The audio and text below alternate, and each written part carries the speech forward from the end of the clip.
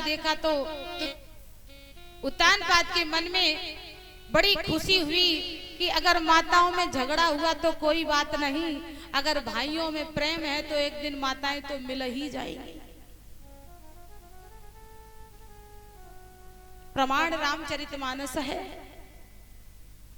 कैकेयी ने राम जी के लिए वनवास मांग लिया तो कैकेयी के स्वयं के पुत्र ने आकर के कैकेयी को कह दिया, जरी न जीव मुख परे न कीरा।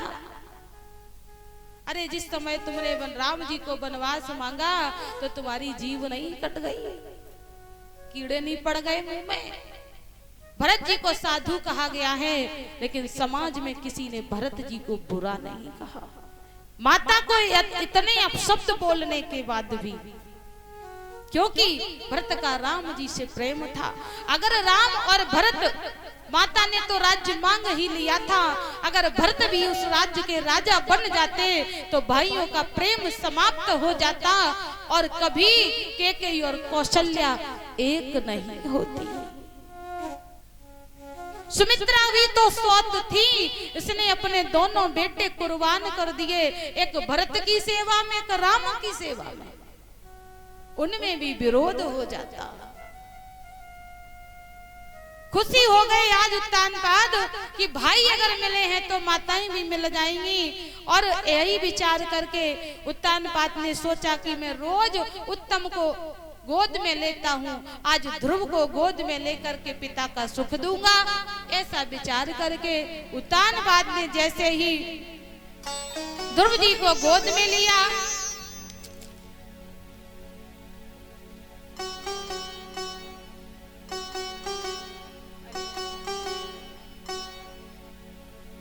और भैया ये जो देख रहे हैं ये हमारे भैया श्री एवरन सिंह, वैसे हमारे गांव के हैं पर ये आपके पास ही रहते हैं।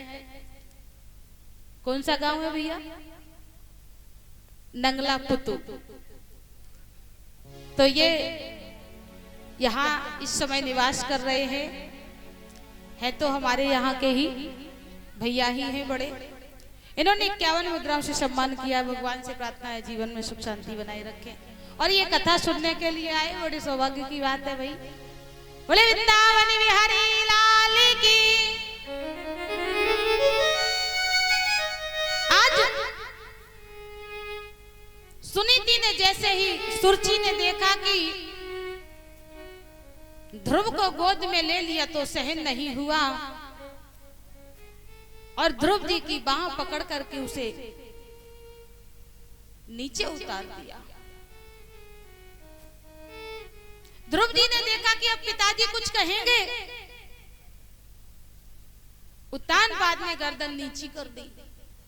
एक बात बताएं, जब माता डांट दे तो पुत्र को आश होती है कि पिताजी हमारे पक्ष में बोलेंगे।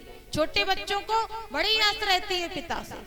अगर घर में माताएं डांटे मारे तो वो धमकी देते हैं, शाम को पापा आ जाएंगे तब तुमको देखेंगे, तब तुम्हारी पिटाई करवाएंगे, कहते हैं ना, आशा होती है। पर ध्रुव जी की वो आस भी पूरी नहीं हुई। उत्तानपाद ने सर नीचा कर लिया। ध्रुव जी समझ गए कि अब इस सभा में मेरा कोई नहीं है। उठ करके आंखों में आंसू भर करके अपनी मैया के पास पहुंच जाते हैं।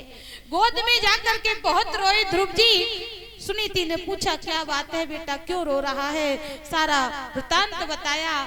मुझे मौसी ने गोद से उतार दिया, पिताजी ने भी कुछ नहीं कहा। और फूट फूट करके जब रोते हुए देखा तो सुनीति ने कहा, बेटा किसके लिए रो रहा है? पिता की गोद के लिए? अरे उस पिता की गोद के लिए रो रहा है जो नाशवान है। अरे वो तो एक दिन समाप्त हो ही जाएगा। अगर तुझे गोद में ही बैठना है तो उस पिता की गोद में जाकर के बैठ जो परम पिता है, संसार का पिता है। और कहा, जो पिता बेपता विपदा में सबका हाथ बटाता है और उसकी इच्छा से गोदी क्या इंद्रासन तक मिल जाता है। उस पिता की गोद में जाकर के बैठ जिसका कभी नाश नहीं होगा। इस सिंहासन के लिए तू रो रहा है, अरे उनकी कृपा से तो इंद्रासन मिल जाता है। ध्रुव जी ने पूछा तो वो पिता कहाँ रहता है माता? सुनीति ने कह दिया कि वो हर जगह रहता है, उसकी हर जगह सत्ता है। और कहा कि हरि व्यापक सर्वत्र समाना, प्रेम से प्रकट हो ही मैं जाना।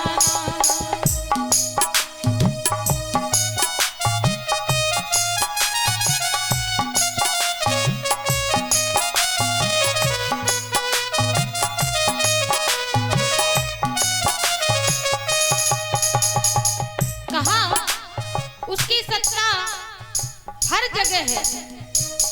अग जगमय प्रभु रहत विरागी, अग जगमय प्रभु रहत विरागी, प्रेम से प्रभु प्रगटत जीवियागी।